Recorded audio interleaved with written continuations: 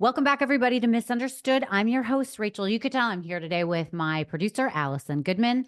And we have a really exciting episode for you guys today. I loved our guest. His name is Blake Moynes. You guys might recognize his face and his name from Bachelor Nation. And he also was on, what was the name of it, Alison? Bachelor in Paradise. Oh, yeah. I don't really, that one I don't watch. So, but what is Bachelor in Paradise? It's when the singles get together and try and see if anyone's a match. Yeah, they go on vacation to Mexico with a bunch of other people from the Bachelor world, and It's like the hottest ones or something, because they all look great in a bathing suit. I mean, is there anyone on The Bachelor that's not the hottest one? They were probably the hottest in their high school, the hottest in whatever. They're on, now they're on the beach and they're hanging out at the pool, and yeah, seems like fun. Well, what's interesting about Blake and why we got Blake on the show is that, while he's a name and a face that people recognize, what's better about him, in my opinion, is that he is really into conservation efforts and helping wild animals. And he's on this big crusade to get people to be aware of what's going on in the wild. So we had Blake come on to talk about how he got started with this platform. What did you think of him as a guest? Well, I think that after The Bachelor, they get a lot of opportunities to make money, influencing online and, selling brands. And I'm sure he gets a lot of asks to do teeth whitening and all the stuff that all the influencers do. But I love that what he does with his platform is something different and important and something he believes in, something that he had always talked about before the show. So it's not like something happened and all of a sudden he changed. This is who he was, and he just got a much bigger platform to talk about what his passion is. That's right. And he also is a co-founder of something called SOSA, Save Our Species Alliance, where he frequently collaborates with other conservation organizations, participates in fundraising initiatives, and really uses his social media presence to raise awareness about pressing environmental issues. So as we find out in this episode, he talks a lot about these animals, but he also talks about, what individuals can do to help the cause. His passion really shines through. So I really enjoyed talking to Blake. What stood out from the interview to you that you want people to listen in for? Well, I think that everyone thinks they can't do anything, but there are small things that everyone can do in their own community. And Blake talks about that. Look, Blake also does give a little bit of gossip on Bachelor stuff, which is always fun too. Yeah. And I enjoy. So, I think it's a good mix of everything. Okay, great. Well, I hope everybody enjoys our conversation with Blake Moynes.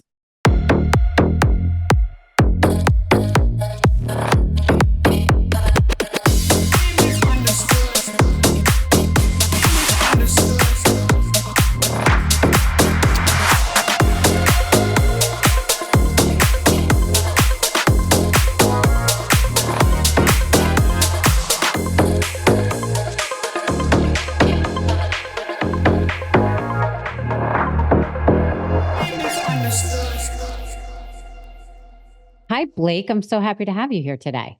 I'm glad to be here. Thank you for having me. So you're right outside of Toronto? Just outside of Toronto. I just say Toronto's easier, right? No one knows a lot about Canada up here. Right. It's just.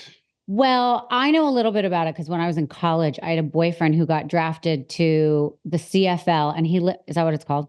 Yeah. Okay. Yeah. I haven't said those words since college. Sure. And he lived in Cowansville. Do you even know where that is? It's near Montreal. Okay. It's near Montreal, and his family only spoke French. Okay. And it gave me such anxiety because when I would go up there, I don't know people that really don't speak English, right? So it was awkward because they did not speak English, and I didn't understand how many kisses you do on the sides of the cheek. And the first time I met his mom, I kissed her on the lips by accident because I went one way, she went the other way, and that's my memory of being in Canada. So yeah, the feel of those intros where it's different cultures and it's always awkward. You just don't, it just doesn't feel right. You're right. You never know if you're supposed to bow, shake the hand. Weird. Yeah. I know. That's weird. I feel it. Okay, so everyone knows you first and foremost for being on The Bachelorette. So I guess we got to talk about that for a second, even though that's not why I have you on the show. Yes. I was curious, what did you do for a living and who were you before you got cast? Yeah, so I had a couple different jobs, but I worked mostly as a falconer seasonally, essentially. So I worked with birds of prey, and a couple different facets for conservation initiatives in helping universities with certain studies and deterring certain bird populations. And then I also worked in wildlife and pest management and started the wildlife division for this company, dealing with urban wildlife human conflict, foxes or raccoons or coyotes, anything like that. So I was working in wildlife, just not to the extent that I ended up getting to, which is now global conservation and more exotic. But wait, I'm curious, like in a park or like you were taking care of raccoons in people's backyards Not in a and falcons? So with falcons, I essentially would drive around with birds of prey and monitor different contracts, essentially. So I could be at an airport one day, then I could be working on a conservation center one day. So all the contracts were different when I was working with birds of prey. And then when it came to wildlife and urban settings, it could be anything from, it could be at someone's house, or it could be at a business. It could be anything. Managing human wildlife conflict in an urban way, urban setting. Got it. I'm always curious about those people that post on Instagram about their relationships with raccoons. How much do you know about raccoons? Because they seem so, dirty and gross, and people tell you not to touch them, and can get agitated and mean. But then you see people that like have raccoons living in their homes. Yeah, it over time, it always gets to a point where they need to end that relationship, because a full-grown adult raccoon is not suited for home. It's just not. Highly intelligent, can be super destructive, get into everything. It's just not. You see it because it happens in the adolescence, in the early stages of a juvenile raccoon. You can kind of deal with that, but it gets to a stage where you just can't handle that anymore. So, they can be habituated to humans, and people try to keep them as pets, but usually doesn't end up working out very well. Okay, so it's not like a dog or a cat where they're domesticated and then they snuggle with you at night until they die. No, especially because they are nocturnal, and so they're at night. They're nightmares, right? So yeah, it's not something you want to do. You definitely don't want to go that route. Got it. Okay, so we'll go back to the animal stuff in a minute. So how did you actually get cast on The Bachelorette? Super random, super random. Playing hockey up here in Canada as we do, and sitting just having drinks with the guys after a game, and one of the only remaining in the group that's single, like not having kids, or well on my way to being engaged or whatever, after getting out of a long-term relationship. And just knowing the personality that I am, they're like, you would do great on like a dating show or putting yourself out there on a reality show, because you don't give a fuck what anyone thinks. I'm like, okay, what's the chances of me actually getting a Canadian guy? What's the chance of me actually doing any of those and actually getting on it in the first place? That night, I promised I would send in a photo and the first little like paragraph to the application process for The Bachelorette. It's pages long. I'm like, I'm not doing this. It's going to take me an hour to do. I'm not doing it. Sent in just the first little blurb. 3 months went by, I didn't hear it. Then all of a sudden I forgot about it. I heard a call back, and then it kind of spun out of control. But I also applied like Naked and Afraid, Survive. Like I wanted to do like cool stuff that's in my realm of like the outdoors and and then The Bachelor was the one that ended up calling, and then I just said yes to a crazy opportunity. So did you have to do any, like interviews, or they saw you and they were like, oh, this is the guy? Or were you like in a long line of men and then you got picked? Yeah, I mean, I applied as a contestant of 30 to be pursuing the Bachelor at the time. Was going to be Claire Crawley. And so, yeah, there's always a casting process, and I don't know how they go about that on their end, but they ended up choosing us, and it just, kind of spiraled. So I'm always curious about this. Do you know the girl you're going to be vying for, and that makes a difference, or they just want you to be on the show and you have to decide if you have chemistry there and then? Yeah, I mean, it's a combination of both those things. So most times you have a kind of an inkling as to who it's going to be, right? Because you watch the season prior, you see the 3 girls that are probably going to be it. And then they also choose you depending on your interest. So they say, hey, it's probably going to be one of these 3 girls. Who do you really like? And so depending, because people are dedicated to the lead. So they'll also cast based on that. For my instance, I ended up knowing it was going to be Claire because in my hotel room waiting, she was announced before I was going to go on. but the COVID shut everything down. So I had to go home the day of. So I then knew for 3 months who it was going to be. And so my instance was a little bit different than most. Right. Were you able to contact her on social media or anything in those 3 months? I did. Yeah. It was that became a whole thing on the show on the night one, because I was the only one that did that. And I wasn't supposed to do that. And there was a whole thing to that. Oh, okay. Well, all right. Now explain to me when you're on The Bachelorette or The Bachelor or whatever it is about chemistry. Like, I mean, listen, I am a female. I've been dating forever. I used to run nightclubs in Las Vegas where you had at least 5,000 people coming into the room every night. And I was the one woman who you had to know or you couldn't get into the club. So I knew every man for 5 years in a row. And I would always joke about how hard it was to find someone that you have chemistry with, that you really like, that the timing is right. So isn't that really hard? Certainly. But I think the thing is when you're all of a sudden going on this big show and you're selected for it, and you have this bachelorette that's chosen, like she has to be like this. You're kind of in this mindset of like, if she's chosen to be the bachelorette, she's got to be a catch, right? Yeah. And so you really try to like, she's this queen. They're like, oh my, I need her. Like you're kind of, you're not, you self teach yourself that like, this is someone I need. And you force yourself through trying to build that chemistry. And then obviously you see that she just is like, no. Right. But you try to, you kind of believe in this yourself and the process of like the fantasy of it all. Yeah, of course. So I'm curious, when you decided to go on, I mean, I heard the story of what you just said while you were sitting with the guys playing hockey, but do you think that you felt like you wanted to go on it because you wanted to find love and that was a possibility for you? Or were you like, I'm not dumb. This is a great platform and I'm really into conservation and animals and wildlife, and this could be really great for my cause? Well, at the time I didn't have a call, like I didn't have anything wildlife related. There was no understanding of what I was going to be able to do. Got it. Until it happened, because then when I started advocating for it, then I was seeing fundraising petitions. I'm like, holy shit, there's something to be done here with a voice. But it didn't come till after. It was almost impossible to predict that the impact I could have made until after the fact. And even then you would have had to do well or be likable enough for that to happen. But I went on for the experience originally because I didn't know who it was going to be. Go to do a crazy experience. But if you're not open to actually falling and connecting and trying to see that through, you usually go home pretty early. Right. So go for a crazy experience and then see what happens with the actual connection aspect, but be willing to dive in if it's there. Right. So you eventually get engaged to somebody and then unengaged after the show. Like, what is the pressure like to keep that relationship going? So, yeah, I mean, especially after going on a season prior and failing with the 2 leads that came on, then I went on a second one where it was, I ended up getting engaged to Katie. A lot of pressure there because I'd failed a couple times before on that public stage. Wait, and before you answer what I just said, you got engaged. Were you in love with this girl, or were you like, I failed a couple times, this is the girl, I want this girl?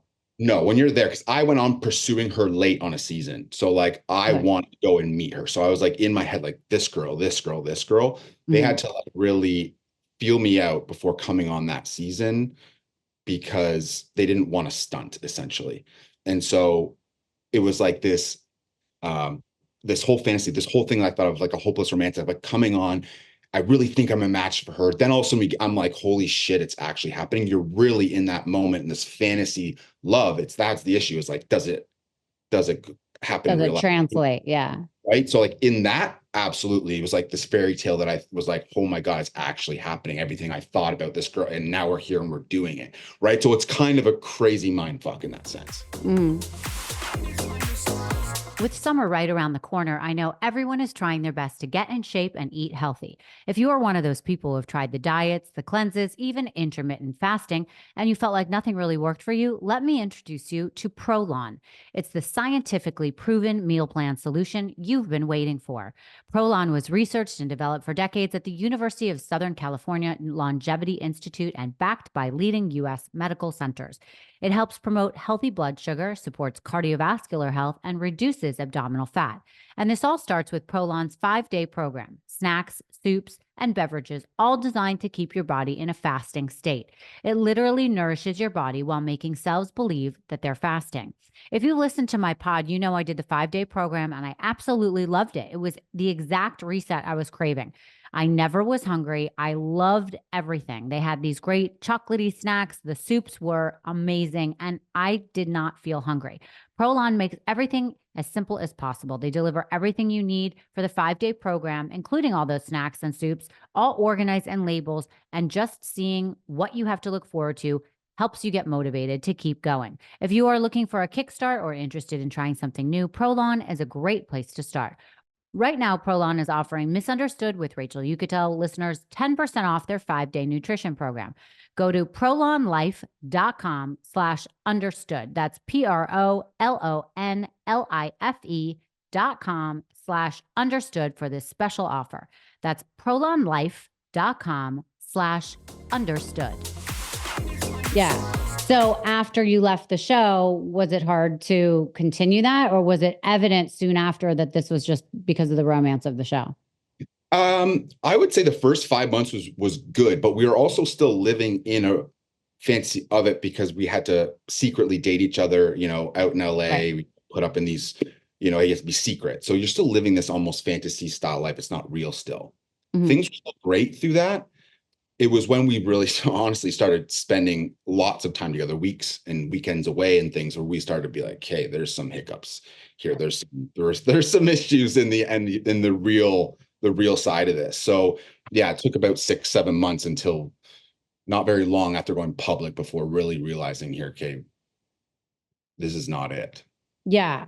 So, and then back to my original question, which was about the pressure about keeping that relationship. Was it hard for you guys to come out and say, okay, we're done here? Or did you have to contact the network first and say, by the way, we're going to have to do this?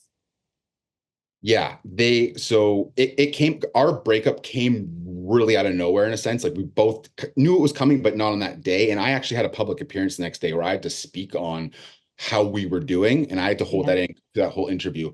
I had to let the show know because they need to be aware of all of a sudden we go public, right? They're trying to help us along the way. And when it doesn't happen, it's a downfall for the show in a sense. The show wants successful relationships out of it. So yeah, pressure was absolutely there. But when it came down to Katie and I are very much really don't give a fuck and we'll take care of ourselves first. There's a selfish aspect to it. It's like, hey, I hate the public is going to be able to come at us for this, but we can't go faking this relationship when it's not working anymore, clearly. Of course. Yeah. So The Bachelor and The Bachelorette don't have a lot of success lately, I don't think. Is there something that you would think, now having been through it a couple of times, this is where they're getting it wrong, here's what they should do to get it right?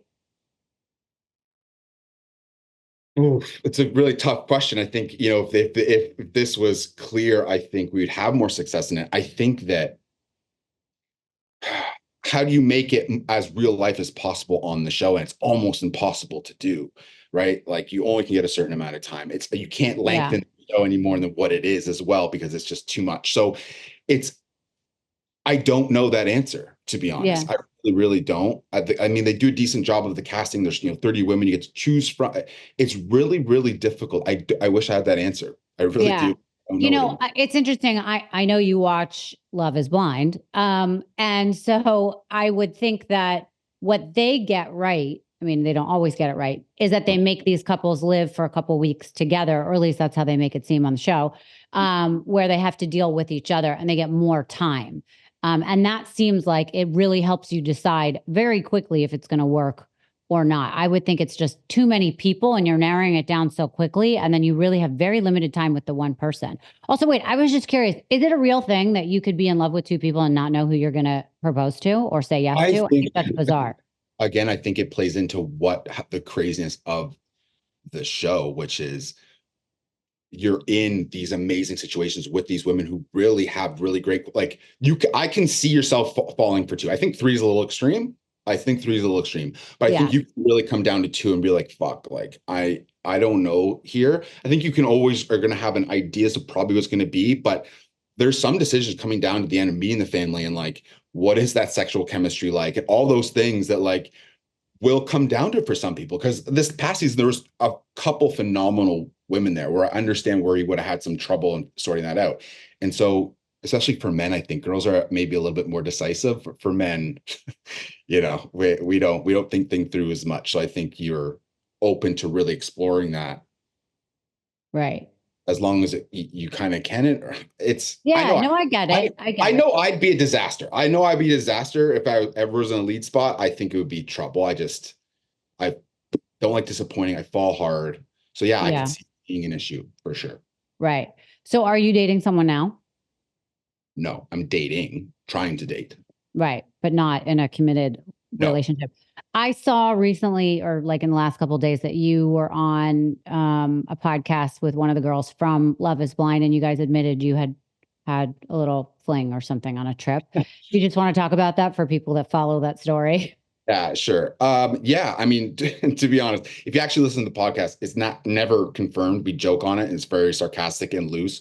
We have a fun relationship. We've actually not dated or hooked up, but people really ran with that. Oh, got it. That was the headline and that was the clip. Okay. And then all of a sudden, boom, boom, boom, boom. And it's like, okay, take and run with it. But like, we actually haven't, but okay, sure. But do you guys really have a pact that if she doesn't get married by the time she's 35, you guys are going to get married? Is that true? Have you ever made one of those before? Yeah, when I was like 7. Yeah, so it's playful, like 7. Like, okay, got it. But like people are making a headline about it, like, oh my God. Well, it's an interesting crossover in the shows, and it's something to run with, right? It's another. Got it. Okay, well that's cute. I like it. Yeah. So okay, let's move on to. Oh wait, one last question. What are the pros and cons of being on a show like that? I mean, it's obvious the platform that it gives you, but what you want to do is a huge pro. Yeah, I think the big 2 takeaways I see, not from just myself, but in general, from the scope of everyone that I've talked to.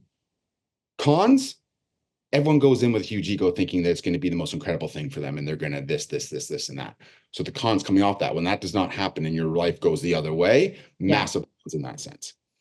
Alternatively, on the flip side, most people can come out of there with like way more confidence or like growth and more vulnerable. You're going through therapy every day essentially, and so you're able to talk more and be more vulnerable in real life. Now when I can talk about anything, I don't hide anything back because I've been so out there already. There's nothing to hide. I'm very confident in speaking with emotion and airing things out. So it really helps in the personal growth, emotional maturity, and that side of things. But the cons are you can go into a a downward spiral mentally if things don't play out the way that these big egos think typically it will for them. Right. And also I think for women, and for men too, it could be hard, but for women, especially when you don't come off as, I'm going to just use the simple word likable, that could really affect you because now that we have social media, it's like people can really hate on you. And I think that is very difficult for some of these girls that, either they've been edited a certain way or they just really are not their best selves in that spotlight, and the show isn't the thing for them, and it really can affect their reputation, I think, going forward. 100%. I know people who lost jobs, or lost jobs because of an edit that's made, or sometimes, I mean, there's lots of things that happen here, but what it comes down to, everyone thinks that's not going to happen, so they're not prepared for when it does. Yeah. And then it hits harder than they could ever imagined, and some more serious than others. So that would be, again, like I said, the biggest con is that aspect of it. Right. Okay, so let's talk about why I really wanted you on, which is to talk about what you are doing now, because it's so fascinating. I wanted to tell you that first of all, I like animals more than I like people, but we're talking mostly about, dogs because I interact with them, and cats and all that kind of thing. But I will tell you, when I was in college, I majored in communications, but my roommate at the time was majoring in veterinary science or whatever it was. She was trying to be a vet. And there was a a class you could take over winter break where you could go study humpback whales in Maui. So I chose to go do that for credits. And it was the coolest thing that I've ever done. I got to live like in this little kind of shack with a bunch of people. We would get up at like 3 a.m. We'd get on these little boats. And my job, the group I was in, we were in charge of listening to the sounds of the humpbacks and try and follow the pods. And, we would stop when we would see them breach and go under, and then we would put the microphone down and wait the 45 minutes until they sang. And they were trying to prove that it was only the male that was singing. I believe that's still the case, that they think that, but 20 years ago, whatever it was, that's what I was doing. And it was one of the coolest things that I've ever done. I mean, I thought that was so fun and so interesting. And then another time I went, I'd broken up with somebody, so I went on a trip by myself to Thailand. I went to Chiang Mai and Chiang Rai, and they have elephant sanctuaries there.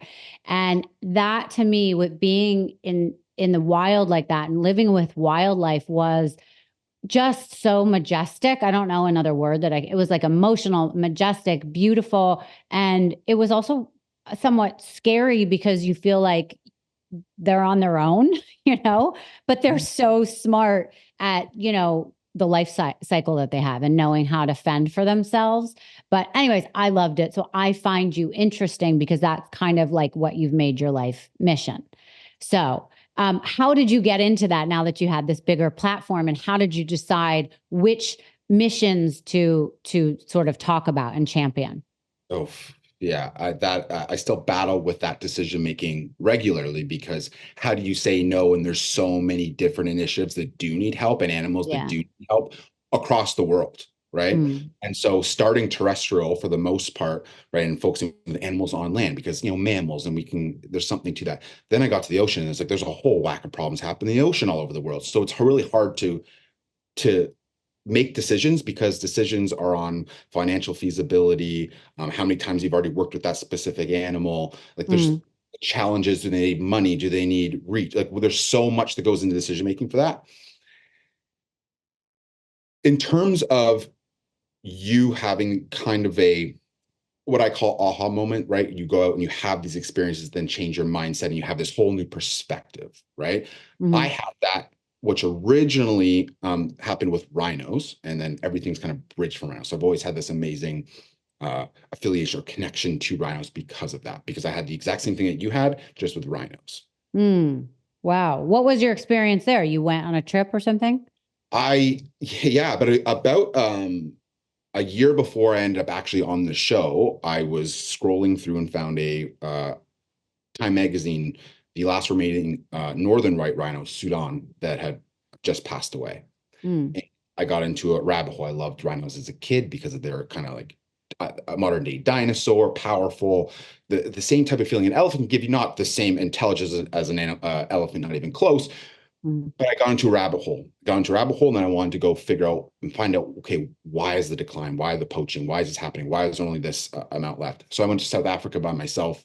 I booked a ticket, spent 3 weeks out in South Africa working at the world's largest rhino sanctuary with orphaned rhinos that were their moms had been shot and killed in Kruger National Park for the most part. And this is a rehab center for the babies, all that. Absolutely. Wow. I've had that moment that you had, except with the connected of like poaching. How can I do more? All that stuff. Fell in love. And then boom, that aha moment sparked what is happening now. So what, explain some of the animals that you have worked with up until now. Yeah. So, I mean, rhinos has been a big one. I've worked a few different times with that. We're going to go back and do again and do that in another month. Jaguars, pumas, black caiman down in Peru, doing a whole zoo shutdown and taking those animals out of the zoo and then putting them into a rewilding program with Hoja Nueva down in Peru.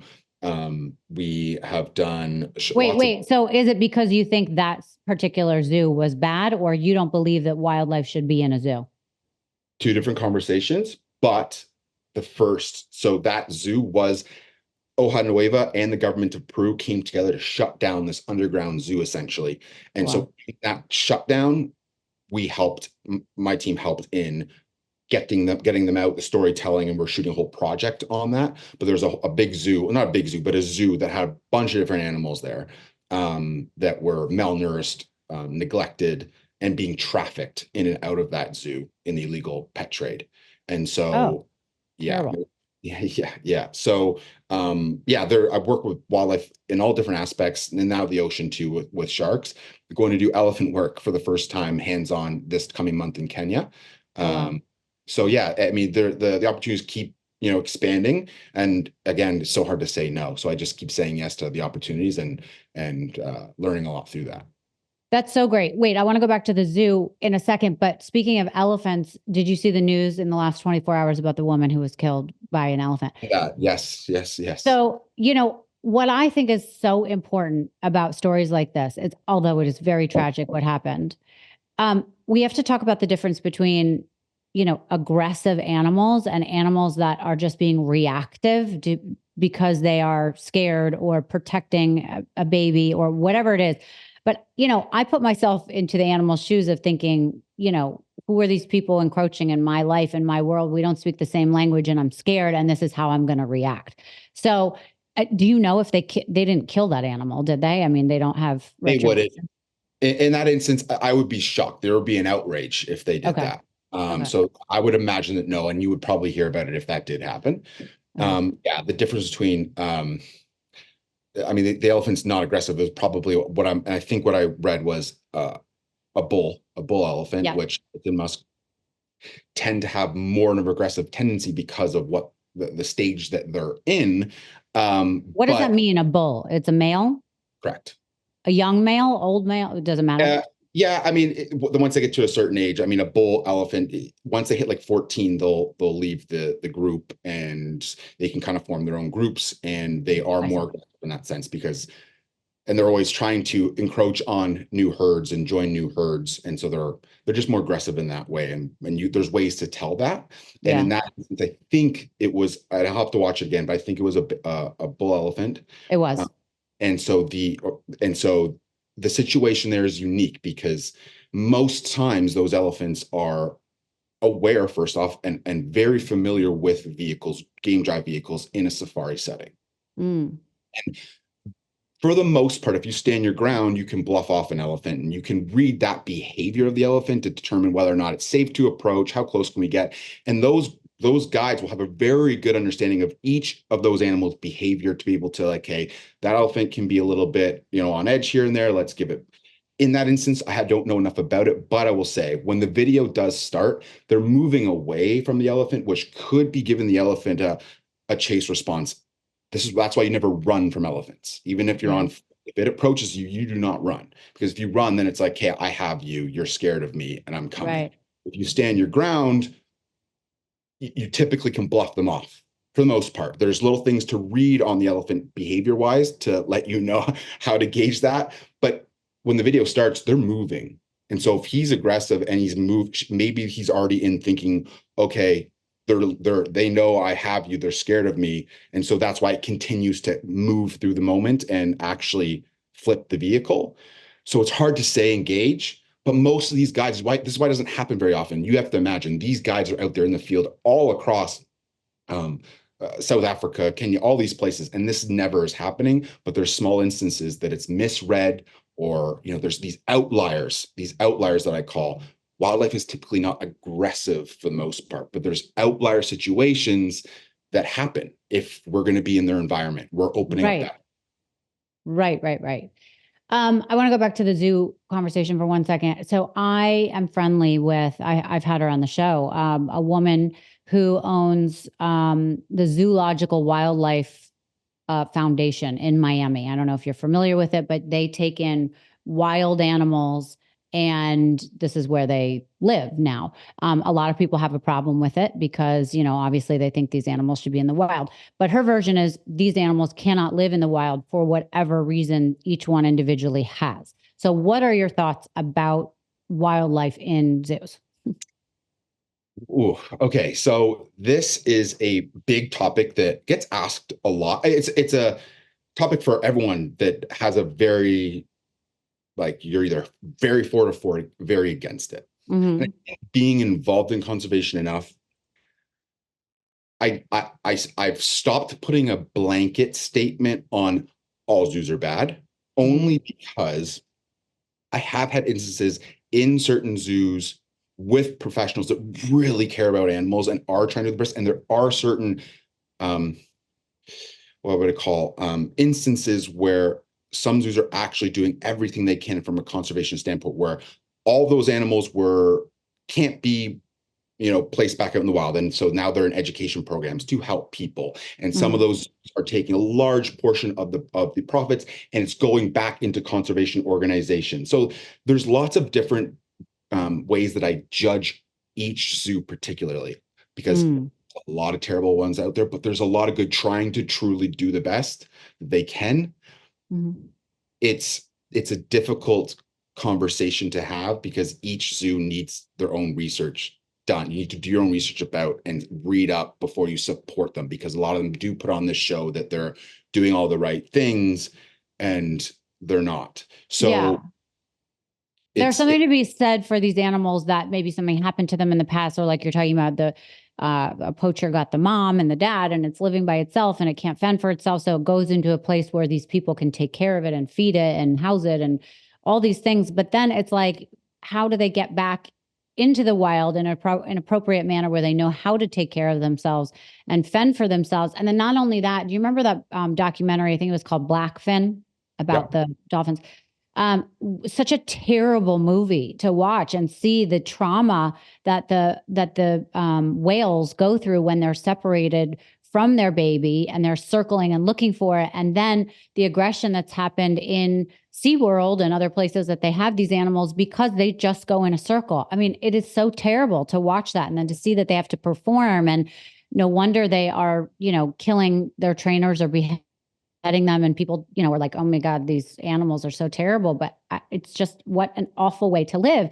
But from having gone through to see this zoo, and some of the animals, they pointed out how they could not live in the wild, and they were, the savior for them. I mean, it made sense.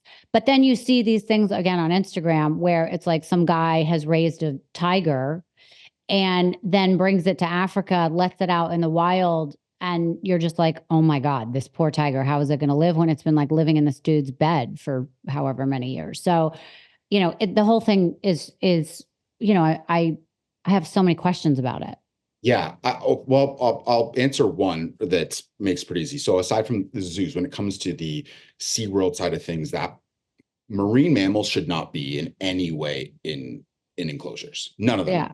There's no need for it. Very rarely there's an instance where you need to take a baby dolphin out of the ocean and put it into marine mammals. There's no excuse for it, in my opinion. Right. Have they started to crack down on that and do less of it? They have, and there's more and more outcry for it because it's so glaringly wrong, and there's no reason for those animals to be taken out of the wild and being put in. Now, in certain countries in the world, it's going to take a longer time to do that, but here we're getting somewhere with it, and there's a lot of great people doing that work.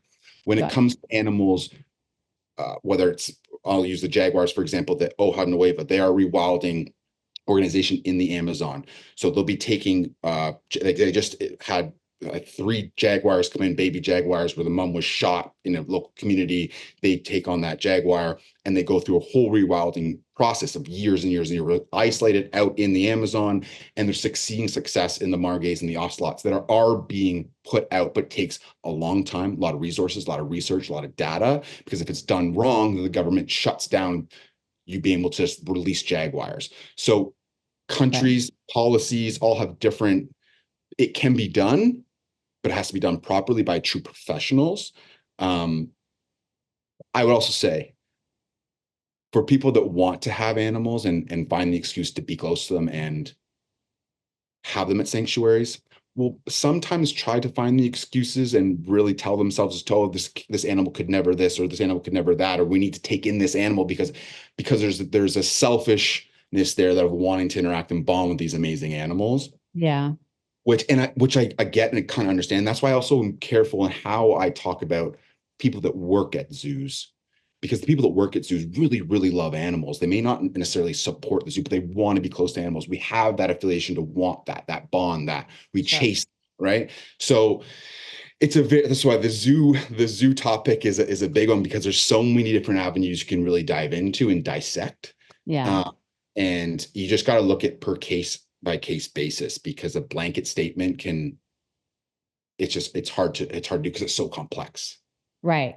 Do you follow those guys that I wish I knew their names, but the guys that are like now living in Africa with these tigers and lions and hanging out with them? I'm more fascinated by those stories. I think one of the tigers' names was Elsa or something. I don't remember, but the tiger that lived with a family, they sent it out, and then like years later, they go and see if they can find this tiger, and they spend like 4 days looking. They can't find it. And on their last day, she appears and she hugs them. And it's like you're sobbing watching this stuff. Is that stuff real? Do they have those types of memories for humans? That's a great question. And I don't know a whole lot about it. And the reason that I don't know a lot about it is because a lot of conservation organizations, the reputable ones, the ones that are really doing tangible good work, don't necessarily have a great view or respect for that space. And so you try to distance yourself from it because it's just not always the best look. And so there's a lot that I don't follow. Like those types of people I try not to follow too much, or if I do because there's a curiosity there, but I don't know a lot about it because there's a lot of controversy that comes in with that. Right. Do I think that some of those animals would create a bond in their upbringing with a human? Yes, you can get habituated enough over the amount of time. I think there's probably some truth to it, but I wouldn't be speaking from a true factual experience. Right.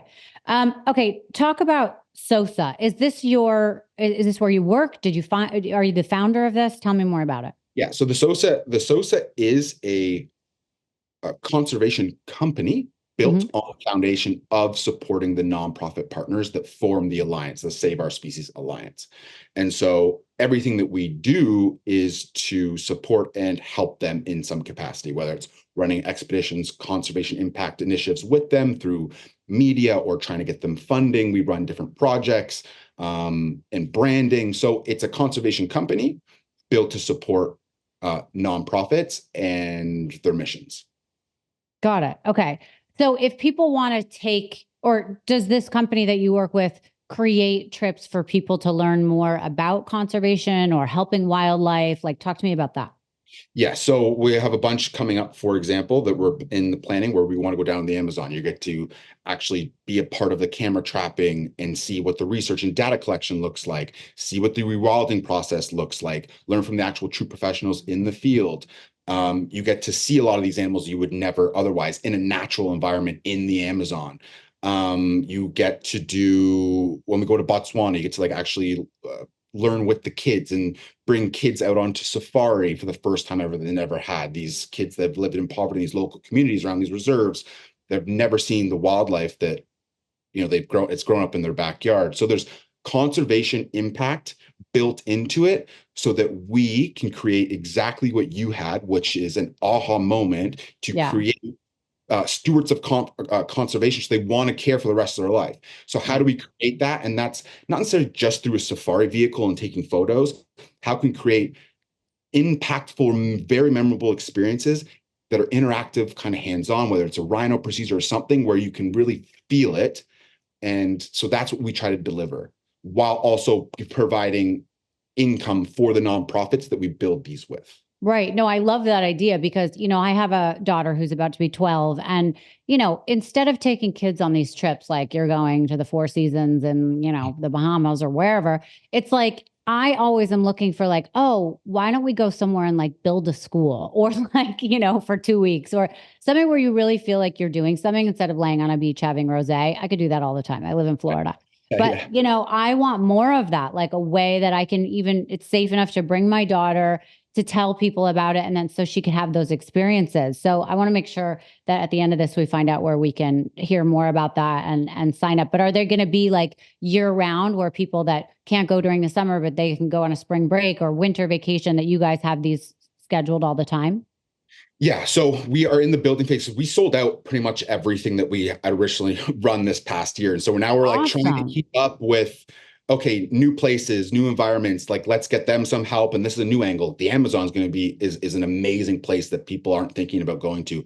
You should go to the Amazon. So we're thinking about building that out. Hopefully that runs in August. And then Botswana is another one. And so we're trying to find unique, we're not trying to pave the same road. We're trying to do different things, but there's a I love lot of planning logistics to go into creating these experiences for people with timing and this and that and everything that help going on. So yes, Right. they will be continuing to be pumped out as they're created. And they sell out fast, which is fantastic. Amazing. How many people go on each trip? It'll change. So it could be 6 people with a shark specific trip where, because you're on a confined boat, there's only a certain room. South Africa that we're doing in May is 9 people. OHOP could be anywhere from 10 to 20, depending on the timing when we want to run it. So there's really a combination. I would say the sweet spot's probably 10 to 12 max. And are you training people to run these trips, or are you on every trip? I'll be on it. I'm co-host running it with the professional from the nonprofit who's a specialist in what they do, in the animals they work with. So we run it cohesively together. We both have different skill sets, obviously, but we run it together and deliver that together. Oh my God, I think this is so exciting. I'm going to have to keep your number so that we can find out how to do this. Okay, so what else do you want our listeners to know about how they can get involved, or, things that might be misunderstood about wildlife conservation and taking care of these animals and being an advocate for them, as opposed to what I think people think is you go to a zoo or you watch a movie about them or whatever it is, but there's more to it. Yeah, I think we've just really lost touch over here, especially in North America, right? We don't see, all we see is through a screen, the magnificent like documentaries, and it's like, oh, and then it's off your brain. You don't think about it again. We don't get the opportunity to experience it. And people don't choose that avenue when you think about going on a trip or doing that, because it's like booze, this, that. It's like the dopamine you can get from these crazy interactions and experiences in these really amazing places. Not only does it change you, but the money that goes into that actually conserves the places that you're typically, if you're doing the right research, really helps. So it's getting away from, we've just lost touch, but also it doesn't get enough attention, right? Mm-hmm. There's no money conservation. The news and media doesn't need to push it because there's no give back. There's no money in this. So it's just, you need to get out and experience these things. You'll see why it's important to protect it. And then it becomes word of mouth that people just want to get involved. It is, because the thing is here is this, is like when I try to explain it, right? And I don't know if I've talked about this a couple different times. The way I'm trying to explain to people, these aren't less than 3% of all philanthropy and money goes into conservation of wildlife, which is wild, because when you really think about us and our stability as humans on this planet is based on the health of the planet, but all of the little puzzle pieces that wildlife are in the ecosystems that allow us to flourish and be here. And there's no money in it, not from the government, not from nobody, and it's slowly disappearing. So when you're thinking about a donation here or there to environmental causes and wildlife, it's not a donation. You're just investing in your kid's future, essentially, because right now it is not looking good at all and is the foundation of what makes us and us be able to do what we're doing. So we just don't see it. There's no values. There's not an initial return on that investment, but the future will have that. So it's doing it not necessarily for you. Yes, you are, and the wildlife, but do it for the earth. We'd have nothing without those puzzle pieces in place, and we're slowly losing those. Right. Not good. Right. Okay. You said you had a favorite animal, basically, which was the rhino. Is that still your favorite animal that you've ever worked with? Yeah, but I could work with elephants in about a month and that could change. So I'm going to be working hands-on with elephants, and that might change things. Been very close to elephants, but not in that very intimate way. So rhinos, I've had that. So we'll see. And as I continue, I'm always surprised by different animals and their uniqueness and their personality. So it'll always be the rhinos because it's what got me started. So I owe that to them to constantly keep messaging or bringing them up. And there's such a need for that. But yeah, let's stick with rhinos for now. Right. Okay. Well, you are going to love the elephants. They're so beautiful and so smart and just amazing. Would you ever do another reality show in the world of, dating or activity like Survivor or Amazing Race? Yeah. Yes. And I mean, there's been instances where I've been through some of those processes before. They just haven't necessarily panned out. But yeah, and there's things in the work. So there's potential here in the next year or so that you could see that happen. Okay, awesome. That'll be exciting. Okay, so remind people where they can find out more about you, and also if they want to learn more about these trips you have, please let me know where we can send everybody. Yeah, so you can just, Instagram's the best way right now, just at my name, Blake Moynes. We're going to start getting YouTube up and rolling and trying to get more out there in that space. But the.sosa on Instagram, thesosa.com. We'll start to roll out all these trips that we're talking about, and they kind of come and go pretty quickly. So follow along on that Instagram page. That's where we're going to be announcing a lot of them.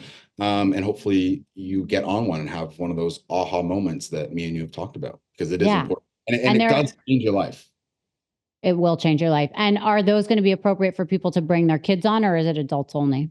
It will be dependent. So some of the trips, depending on what we do and how we build out some of those itineraries, may not be suitable for kids, but the one in South Africa, for example, would have been. So Okay. there wasn't anything. So you have kids, you have parents and kids in mind for all of it.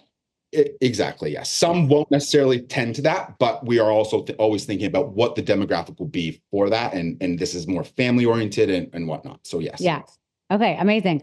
I love everything you do, Blake. I think that it's fantastic that you've taken your platform and done something really great with it. And obviously, I think the message you have is so important, and we should all get involved in some way of understanding how to make the earth better for the people later on in life and the animals. So I appreciate you, and I wish you the best. And hopefully my daughter, Wyatt, and I will see you on a trip coming soon. You'll have to message. We can sort that out for you. No problem. I would love that. Okay. Thank you for having me. Thank you.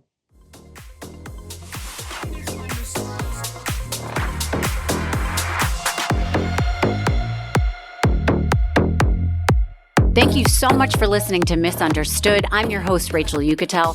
Please be sure to subscribe to the show and give us a 5-star rating and review. You can support the show by joining our Patreon at patreon.com/misunderstood with Rachel Uchitel. Do you have ideas for the show or want to reach out? Email us at info misunderstoodpodcast@gmail.com. That's spelled MISS understood. Thank you so much, and I'll see you next time.